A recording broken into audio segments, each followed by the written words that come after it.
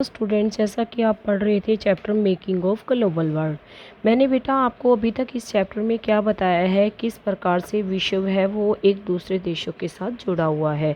आपने पढ़ा है कि विश्व के दूसरे देशों के साथ व्यापार होता है। आज हमारे देश में क्या है, ग्लोबलाइजेशन है। और ग्लोबलाइजेशन का मतलब क्या है, एक्सपोर्ट और इम्पोर्ट है वो बिना किसी रेस्ट्रिक्शन के हो रहा है। फिर मैंने आपको सिल्क रूट के बारे में बताया था कि पुराने समय से सिल्क रूट के थ्रू क्या होता रहा है, व्यापार होता रहा है। तो फूड के साथ साथ क्या एक्सचेंज होता रहा है, कल्चर और काफ़ी जैसी चीज़ें हैं वो मेज़, पोटैटोज़, टोमेटोज़, चिलीज़, ये हमें पता ही नहीं किस देश से आए हैं। और आपको ये भी बताया गया था कि अमेरिका की खोज है वो किसने की थी, क्रिस्टोग्राफर कोलंबस ने। फिर हमने बात की थी स्मॉल पॉक्स डिजीज़ की, किस प्रकार से पुर्तगालिश और स्पेनिश कॉन्करर्स हैं वो अपने साथ स्मॉल पॉक्स के जर्म्स हैं वो अमेरिका में लेकर चले गए। और अमेरिका के लोगों का इम्यूनिटी सिस्टम सही ना होने की वजह से वहाँ के लोग हैं वो इस बीमारी से काफ़ी लोग मारे गए और ये डिज़ीज़ है वो डेडली डिज़ीज़ प्रूव हुई। तो आपने देखा बिना किसी गन, किसी हथियार के प्रयोग किए हुए किस प्रकार से उन्होंने अमेरिका पर जीत हासिल कर ली। फिर आपने पढ़ा था कि 3 तरह के फ्लोज होते हैं, flow of capital, flow of labour and flow of capital, flow of labour और फ्लो ऑफ ट्रेड। फिर आपने नेक्स्ट में वीडियो में मैंने आपको बताया था कॉर्न लॉ के बारे में कि यानी कि मक्का है उसका इंपोर्ट किया जाता था ब्रिटेन में बाहर से, तो इंपोर्ट को बंद किया गया। फिर किस तरह से कॉर्न लॉ बनाया गया सरकार की तरफ से लैंडेड ग्रुप के प्रेशर में। और फिर किस प्रकार से इंडस्ट्रीज और अर्बन डेवलपर्स ने देखा कि फूड प्राइस हाई हो रहे हैं तो कॉर्न लॉ को एबोलिश किया गया। एबोलिश करने से बाहर से इंपोर्ट किया जाने लगा कॉर्न का, जिसकी वजह से कॉर्न है अब ब्रिटेन में सस्ते बिक रहे थे बाहर से आने वाले, तो वहाँ के बहुत सारे लोग हैं वो उनको काम से निकाल दिया गया।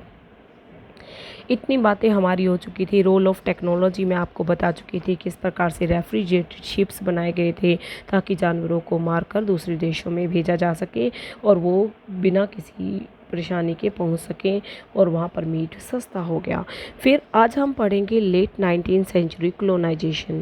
देखिए ट्रेड फ्लोरिश हो रहा था, मार्केट एक्सपेंड हो रही थी लेट 19th सेंचुरी में, पर ये एक ऐसा पीरियड नहीं था जब ट्रेड एक्सपेंड हो रहा था, प्रॉस्पेरिटी इंक्रीज हो रही थी। हमें क्या करना था कि डार्कर साइड भी देखनी थी। डार्कर साइड क्या थी कि काफ़ी कंट्रीज़ हैं दूसरे कंट्रीज़ को अपनी कॉलोनीज़ बना रहे थे, जिसकी वजह से उन कंट्रीज़ का फ्रीडम है वो छीन रहा था और लाइवलीहुड है उस पे इफ़ेक्ट पड़ रहा था। तो अभी आप ये मैप देख रहे हैं तो आप देखेंगे किस प्रकार से इस मैप में बताया गया है कि अफ्रीका है उस पर उसको कब्जे में कर लिया गया है और किस प्रकार से ऐसा लग रहा है किसी फूटे की सहायता से या किसी रूलर जिसको हम बोलते हैं उसकी सहायता से ना सीधी लाइन खींच के और क्या किया गया हो, अफ्रीका पर कब्जा कर लिया गया हो। देखिए बता रहा है मैप, देखिए अफ्रीका का, you will see some countries, आप देखेंगे कुछ कंट्रीज़ के बॉर्डर हैं बिल्कुल स्ट्रेट हैं। वो स्ट्रेट होने का कारण क्या है कि इन्होंने किसका यूज़ किया है, फुटे का यूज़ किया है लाइन को खींचने के लिए। 1885 में बहुत ही बड़ी यूरोपियन पावर्स हैं वो बर्लिन में मिली थी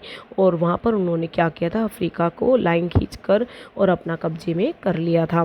फिर आप देख रहे हैं कि ब्रिटेन और फ्रांस हैं, उन्होंने भी लेट 19th सेंचुरीज़ हैं उनमें किस प्रकार से उनको भी कब्जे में कर लिया गया। बेल्जियम, जर्मनी है उसको भी कॉलोनियल पावर बना लिया गया, यूएस को भी कॉलोनियल पावर बनाया गया था। तो इस तरह से आप एक एग्जांपल देखेंगे किस प्रकार से कि दूसरे कंट्री ने, यूरोपियन कंट्रीज़ ने अफ्रीका को अपने कब्जे में कर लिया, कॉलोनीज़ बना के किस प्रकार से उसको इफ़ेक्ट किया। तो ये एग्जांपल हम देख रहे हैं रिंडर पेस्ट का। बेटा 1 मार्क्स के क्वेश्चन में पूछता भी है रिंडर पेस्ट क्या होता है। रिंडर पेस्ट का मतलब होता है बेटा एक डिजीज़ होती है जो पशुओं में फैलती है, नॉट इन ह्यूमन बींग। ये डिजीज़ कैसी है, रिंडर पेस्ट एनिमल डिजीज़ है। देखिए क्या कह रहा है, अफ्रीका में 1890 में बहुत तेज़ी से फैली थी कैटल्स में ये डिजीज़, ठीक है बेटा। और आपको पता है कि कैटल में डिजीज़ फैली थी तो इसका लोगों की लाइवलीहुड पर इफ़ेक्ट पड़ा था अफ्रीका की, क्योंकि अफ्रीका के लोग हैं ना वो कैटल्स पर डिपेंड करते थे अपनी लाइवलीहुड के लिए। इतनी बात समझ आ गई। तो ये बहुत अच्छा एग्जांपल है जो हम आपके सामने सेट कर रहे हैं किस प्रकार से यूरोपियन लोगों ने क्या किया था, अफ्रीका पर अपना कब्जा कर लिया था। It shows how in this era of conquest even a disease effective cattle reshape the leaves and Fortune of thousands of people. आप देख पाएंगे कि किस प्रकार से इस डिजीज़ ने काफ़ी लोगों की लाइफ को इफ़ेक्ट किया और किस प्रकार से कैटल्स को मार दिया बेटा। इस डिजीज़ ने बहुत सारे कैटल्स को मार दिया था। बेटा आप देखें तो अगर अफ्रीका की हिस्ट्री को उठाकर देखें तो अफ्रीका में बहुत ज़्यादा अबंडेंट लैंड थी और वहाँ पर पॉपुलेशन बहुत कम थी। तो लोग क्या करते थे बेटा, बेसिकली लैंड और कैटल पर डिपेंड करते थे अपनी लाइवलीहुड के लिए। उनके पास कोई रीज़न ही नहीं था कि किसी के जहाँ पर जाके नौकरी करें या भाई वेजेस लें, सैलरी लें, क्योंकि उनको मार्केट से कुछ ख़रीदना ही नहीं होता था। उनकी जो लाइफ थी वो लैंड पर डिपेंड करती थी या पशुओं पर डिपेंड करती थी। तो आप देख पा रहे हैं 19वीं सेंचुरी में अफ्रीका में ऐसे बहुत कम कंज्यूमर गुड्स थे जिनको वेजेस से यानी कि पैसों से ख़रीदा जाता था। इतनी बात समझ आ गई। तो ये कह रहा है कि अगर उस समय में आप भी होते ना अफ्रीका में और आपके पास लैंड होती या लाइफ स्टॉक यानी कि कैटल होते, तो आपके लिए काफ़ी थे कि आप है ना अपनी लाइफ को सही तरीके से व्यतीत कर सको। आपको ज़रूरत नहीं थी कि आप किसी के यहाँ काम करो। तो भाई सीन में क्या टर्निंग पॉइंट आया, लेट 19वीं सेंचुरी में यूरोपियंस ने देखा कि अफ्रीका में बहुत ज़्यादा रिसोर्स है, वास्ट लैंड है और क्या है, मिनरल्स हैं। तो यूरोपियंस लोग हैं वो अफ्रीका में प्लांटेशन बनाना चाहते थे, प्लांटेशन लगाना चाहते थे, माइंस से है ना वो मिनरल्स को निकाल के एक्सपोर्ट करना चाहते थे। तो पर आपको पता है कि अफ्रीका के लोगों के पास तो कोई रीज़न ही नहीं था कि वो क्या करें, लेबर की तरह काम करें। वहाँ तो कोई लेबर की तरह काम करने को तैयार भी नहीं था, क्योंकि वो लैंड से और अपने पशुओं से मिलने वाली चीज़ों से सेटिस्फाई थे। तो इसके लिए यूरोपियंस को कुछ ना कुछ तो करना था। तो employers use many methods, employers ने काफ़ी मेथड यूज़ किए कि ताकि लोगों को ना काम पे लगाया जा सके। तो इसके लिए सबसे जो इन्होंने डर्टी मेथड इस्तेमाल किया, उन्होंने बहुत ज़्यादा टैक्स इम्पोज कर दिए बहुत ज़्यादा टैक्स लगा दिया। अब टैक्स लगा दिए तो अब एनिमल्स में तो डिजीज़ फैल गई, रिंडरपेस्ट। उन्होंने ऑलरेडी इन्फेक्टेड कैटल है वो भेज दिया, जिससे एनिमल्स उनके मरने लग गए। अब उनके पास लाइवलीहुड का कोई स्रोत नहीं रहा, टैक्स उन्होंने बढ़ा दिए। टैक्स बढ़ाने की वजह से अब उनको प्लांटेशन में, माइंस में काम करने के लिए मजबूर होना पड़ा, क्योंकि उनको टैक्स पे करना था। इनहेरिटेंस लॉ को चेंज किया गया। इनहेरिटेंस लॉ का मतलब भाई पहले ऐसा होता था कि पिता की संपत्ति है तो पिता की संपत्ति सब में बांट दी जाती थी। अब ये कहा गया सिर्फ एक फैमिली मेंबर है वो पिता की इनहेरिट लैंड को इनहेरिट कर सकता है, और दूसरे लोगों को मजबूर होना पड़ा लेबर मार्केट में काम करने के लिए। माइन वर्कर हैं उनको कंपाउंड्स में रखा गया, उनको फ्रीली मूव करने नहीं दिया गया। तो रिंडरपेस्ट के बारे में आप समझ गए होंगे, एक डिवास्टेटिंग यानी कि विनाशकारी कैटल डिजीज़ का नाम है रिंडरपेस्ट, जो कि कहाँ फैली थी, अफ्रीका में। अफ्रीका के लोगों की लाइफ है वो लैंड पे और लाइफ स्टॉक यानी कि कैटल पर डिपेंड करती थी, और यूरोपियंस है इस बात को जान चुके थे, और उनको क्या लेना था, काम लेना था, लेबर के रूप में काम लेना था अफ्रीका के लोगों से।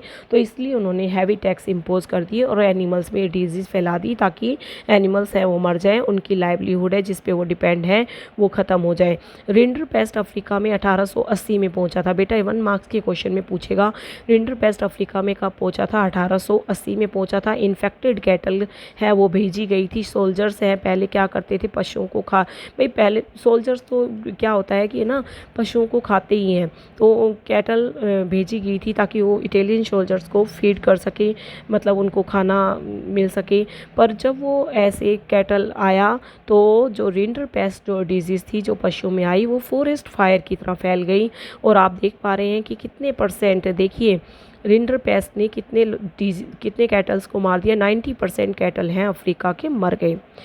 अब लॉस हो गया कैटल का, डिस्ट्रॉयड अफ्रीकन लाइवलीहुड। अफ्रीका की लाइवलीहुड किस पे डिपेंड थी, लैंड पे या लाइफ स्टॉक यानी कि पशुओं पर। अब पशुओं के मर जाने से उनकी लाइवलीहुड इफेक्ट हो गई। प्लांटर्स, माइन ओनर्स और कॉलोनियल गवर्नमेंट है, उन्होंने क्या किया बेटा, सभी को काम पे लगा दिया। कैटल तो मर गए थे, अब लोगों को लेबर मार्केट में काम करने के लिए मजबूर होना पड़ा, और अब यूरोपियंस ने अपनी पावर को मजबूत कर लिया। Control over the scarce resource of cattle, उन्होंने जो बचे हुए कैटल्स थे उन पे अपना कंट्रोल कर लिया और अफ्रीका को अपने कब्जे में कर लिया। इतनी बात समझ आ गई। तो आप देख पा रहे हैं किस प्रकार से डिजीज़ को फैलाकर दूसरे कंट्रीज़ हैं वो अपना कंट्रोल करते हैं। पीछे हमने एक डिजीज़ पढ़ी थी स्मॉल पॉक्स, जो कि किस में फैलती थी, ह्यूमन बींग की डिजीज़ थी। ह्यूमन बींग को लगती थी, जिस तरह से वो किस तरह से वो कंट्री है वो ख़त्म हो गया था। यहाँ पर रिंडर पेस्ट जो कि कैटल डिजीज़ थी वो किस तरह से तेज़ी से फैलाएगी और यूरोपियंस ने अफ्रीका को लेबर मार्केट में ढकेल दिया और किस प्रकार से उनसे काम लिया और किस प्रकार से उनके देश पर अपना कब्जा कर लिया। तो अगले वीडियो में हम पढ़ेंगे indentured labour migration from India. Indentured labour का मतलब होता है बेटा बंधुआ मजदूर, जो कि लाए गए थे कहाँ से, इंडिया से। इंडिया से या तो वो खुद आए थे काम करने के लिए या फिर उनको बुलाया गया था। थैंक यू बेटा, बहुत अच्छे से चैप्टर पढ़ना है, ये आपको ध्यान रखना है क्योंकि ये चैप्टर है ना थोड़ा सा आपको लगेगा कि टफ है, पर आप अगर आप कंसंट्रेशन से काम करेंगे तो इसमें कुछ भी नहीं है। ओके बेटा, थैंक यू।